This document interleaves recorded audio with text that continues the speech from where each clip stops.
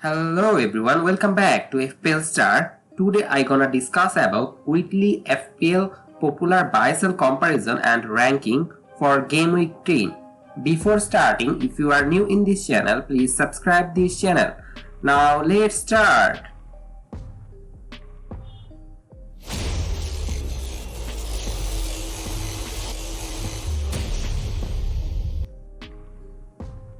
For game week 10, I think the best buy is Haaland. If you don't have Haaland, obviously you need to buy him because he's in his legend of FPL and his value is now 12.2 million. In last 3 home match, he scored hat-trick against Manchester United, Nottingham Forest and Crystal Palace. He also scored 2 goals against Copenhagen. So I think his availability is much and he plays every match.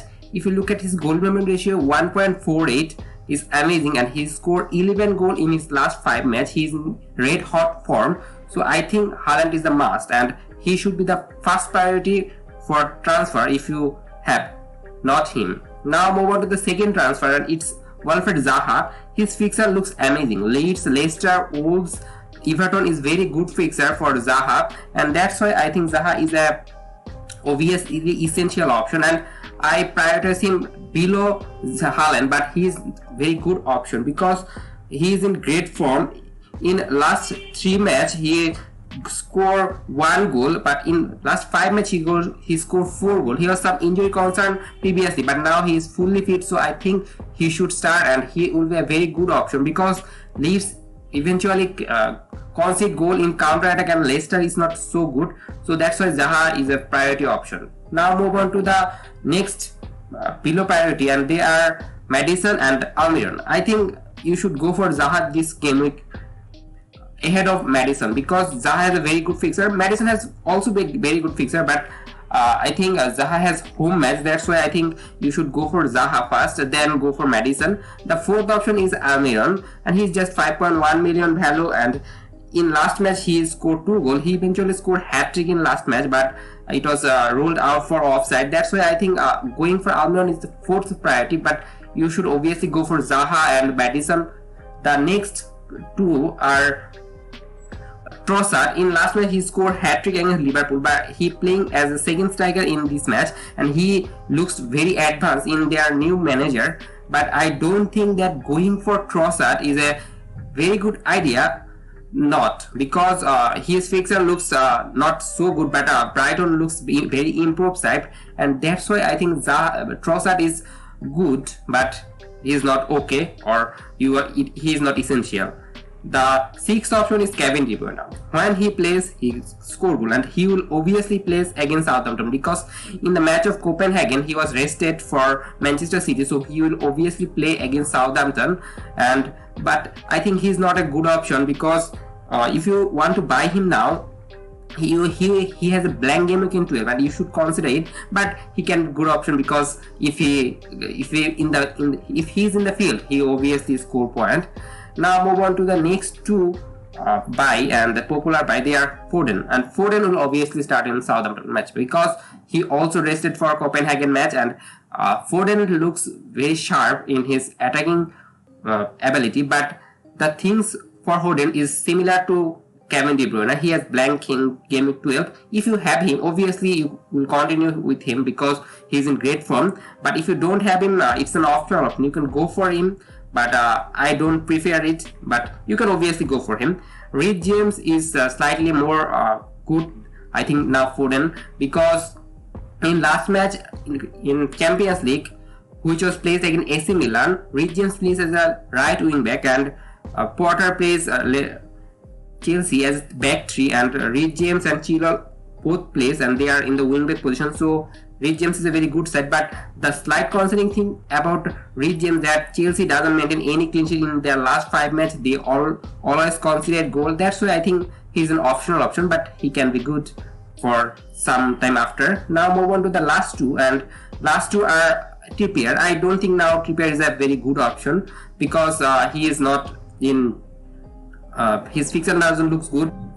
I don't think that Newcastle will maintain clean sheet now. That's why he is now 9th position, but he's an optional option. You can go for him because Newcastle are good in defensively, and Trippier is also very attacking player. The last option is you should avoid Saliba because he is 5 million and he has blank game week in 12, and you should sacrifice some of the player of Arsenal or Manchester City in the game week 12, and the player should be Saliba because Manchester City are so good. That's why you should sell Arsenal player, and the player should be Saliba, and you don't need to buy him because his underlying data looks good, but I don't think now he's a very good option. Now move on to the popular sale category, and the first player you should sell is Emerson Royal. In last match he got red carded, and that's why I think he's an essential sale. He will miss some of the game for Tottenham, and that's why he's an essential sale. The second one is Kulusevski. He was some hamstring problem, and also he lost his place to Richarlison, so he is essential sale also. Now move on to the next two, and the next two are Alexander Arnold. Alexander Arnold you should sell because his fixture looks bad. Arsenal, Manchester City and West Ham match, I don't think that Liverpool will maintain clean sheet there. That's why I think he is a good sell, but he is not essential because he has very good fixture after West Ham match, and that's why he is a good sell, and his price already fall in last night, and his price is now 7.3 million. The fourth option is Luis Diaz. Luis Diaz for playing for Liverpool doesn't look good. I already tell that, but for Luis Diaz you should consider that his minute has some risk because of Jota.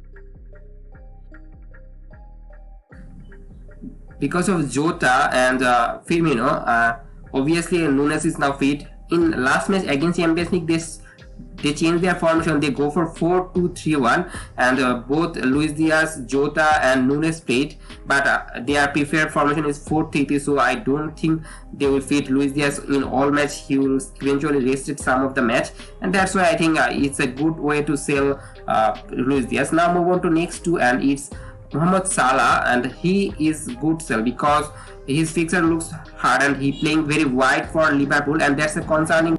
That's why I think selling Salah is a good idea. Now move on to the next two, and it's Martinelli.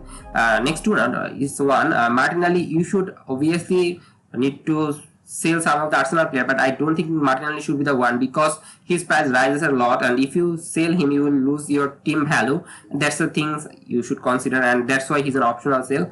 Now move on to the next two sell, and it's Pascal Gross.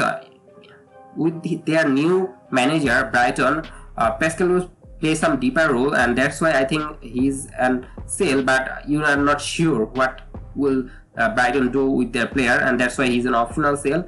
The Rashford you should consider to selling because Rashford has some minute concern now, as Martial is now fit where he will play, because in wing they have Anthony and Sancho, so Rashford minute will reduce, and that's why people are selling him. But also they are frustrated with Manchester United because they already conceded 6 goals against Manchester City, so that's why they are concerning. But if you look at their form in recent past, against Brighton they conceded 4 goals. After that Rashford gives some attacking return, so there is this thing you should consider, but I think that it's an optional sale.